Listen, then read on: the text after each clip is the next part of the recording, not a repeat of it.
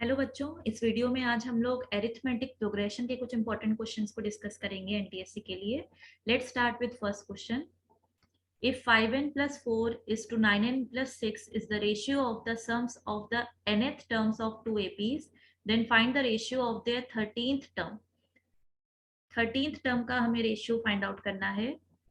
तो अगर हम मान लें ये जो हमारी फर्स्ट एपी है, इसके फर्स्ट टर्म को अगर हम small A and small D मान लें, एंड ये जो सेकेंड एपी है हमारी, इसके फर्स्ट टर्म को अगर हम capital A and capital D मान लें कॉमन डिफरेंस को, तो ये जो रेशियो हमको गिवन है nth टर्म्स का, तो सम ऑफ n टर्म्स का फॉर्मूला क्या होता है? n by two a plus n minus one into d.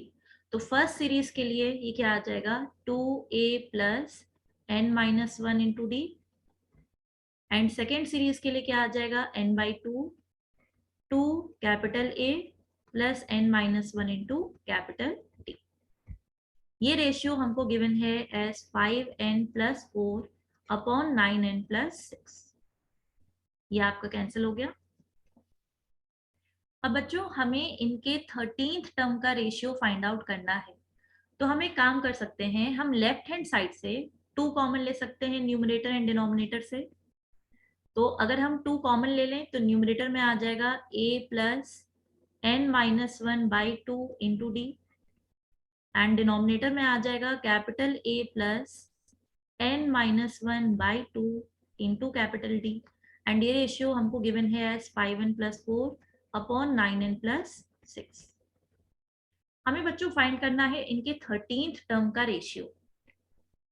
तो हमारा जो 13th टर्म होगा, अगर हमें दोनों सीरीज के लिए 13th टर्म लिखना है, तो फर्स्ट सीरीज के लिए मेरा 13th टर्म क्या हो जाएगा? This will B a plus 12d, and second series के लिए मेरा 13th टर्म क्या हो जाएगा? a plus 12 times, sorry capital A plus 12 times capital D। तो अगर आप दोनों लेफ्ट हैंड साइड को ध्यान से देखो तो ये एक्सप्रेशन कुछ कुछ सेम है। अगर हम n minus one by to की जगह 12 प्लेस कर दें तो देखिए लेफ्ट हैंड साइड वाला जो एक्सप्रेशन है वो सेम हो जाएगा। यानी कि अगर हम n minus one by to को 12 पुट कर दें तो यहाँ से n की वैल्यू कितनी आ रही है? 12 टू ज़ा 24 प्लस 1 दैट इज 25। यानी n इक्वल टू 25 के लिए अगर हम यहाँ पे n इक्वल टू 25 डाल दें तो हमें a प्लस 12d की वैल्यू मिल जाएगी न्यूमरेटर डिनोमिनेटर में। तो n इक्वल टू 25 हम राइट हैंड साइड में भी डाल देते हैं, तो ये बन जाएगा 5 into 25 plus 4 upon 9 into 25 plus 6। तो ये आपका कितना आ गया? 25 5 जा 125 प्लस 4 129, 25 9 जा 225, और ये आ जाएगा आपका 231। तो आपका आंसर आ गया 129 upon 231। So correct option is A option. Moving on to next question. If x belongs to real numbers, the numbers these form an AP, then A must lie in the interval। बच्चों आपको A का interval find out करना है from these options. तो अगर ये तीन numbers AP में हैं, तो हमें पता है कि अगर A B C तीन नंबर्स AP में होते हैं तो B minus A equal to C minus B, that is उनका कॉमन डिफरेंस सेम होता है। और we can say 2 times B equal to A plus C। तो ये जो मिडिल टर्म है इसका 2 टाइम्स, तो a by two into two ये a आ जाएगा।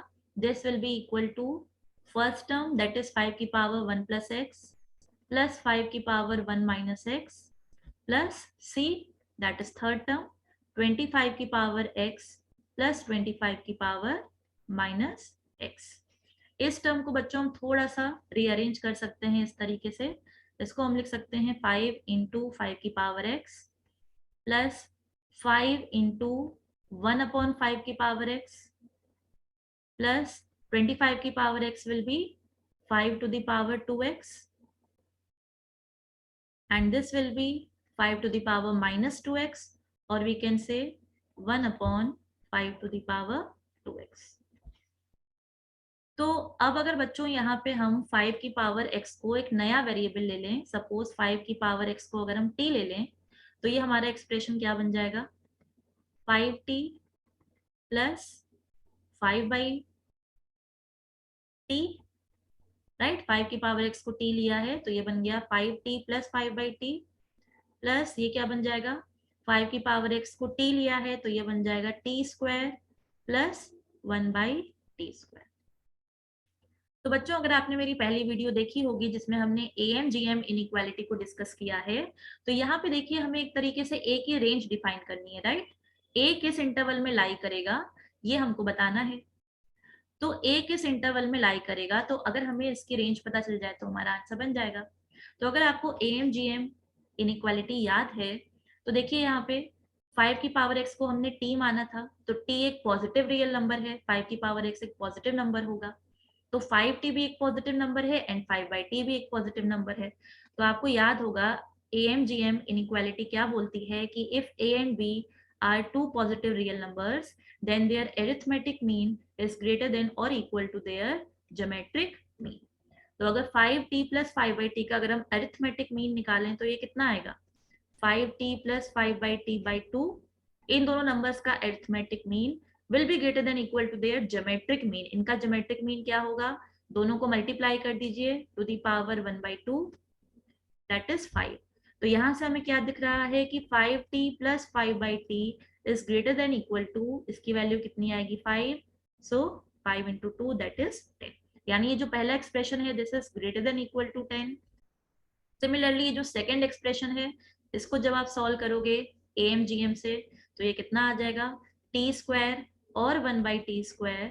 इसका जो अरिथमेटिक मीन होगा it will be greater than equal to their geometric mean. Geometric mean कितना आएगा, 1 आएगा, that means t square plus 1/t² is greater than equal to 2। इसका मतलब इस एक्सप्रेशन की जो रेंज है that is greater than equal to 2। तो अगर हम A की रेंज देखें तो A की रेंज मेरी कितनी आ जाएगी, देखिए ये पहला एक्सप्रेशन 10 के बराबर या उससे बड़ा है, ये सेकंड एक्सप्रेशन 2 के बराबर या उससे बड़ा है, तो पूरी एक्सप्रेशन मेरी कितनी हो जाएगी, ग्रेटर देन इक्वल टू 12। तो यानी मेरा आंसर क्या हो जाएगा, A can take all real values greater than equal to 12। तो हमारा आंसर क्या हो जाएगा, डी ऑप्शन 12 to infinity। तो बच्चों इस वीडियो में इतना ही। Thanks for watching.